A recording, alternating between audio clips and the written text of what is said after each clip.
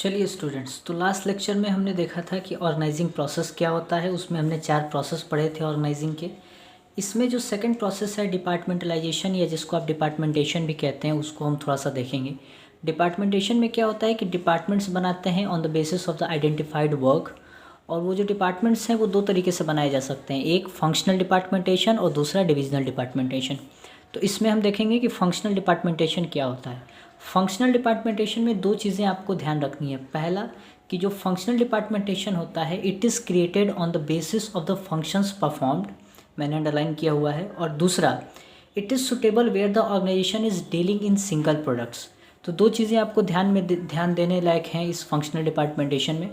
पहला कि फंक्शनल डिपार्टमेंटेशन बनाते समय हम ये देखते हैं कि हमारे ऑर्गेनाइजेशन में कौन कौन से फंक्शंस परफॉर्म्ड किए जाते हैं, कौन कौन से काम होते हैं।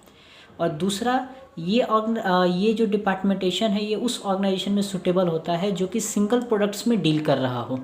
ठीक है, जैसे कि आपका रिटेल का कोई आउटलेट है, तो मान लीजिए कि आपके फंक्शंस हैं बाइंग, सेलिंग, एडमिनिस्ट्रेशन, और भी बहुत सारे फंक्शंस हो सकते हैं, हम एग्जांपल लिए हैं।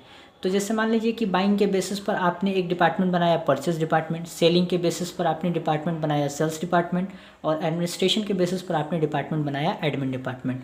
और ये जितने भी डिपार्टमेंट्स होते हैं ये सारे आपस में इंटर रिलेटेड होते हैं और इंटर डिपेंडेंट होते हैं। So this was all about the functional departmentation, that's it.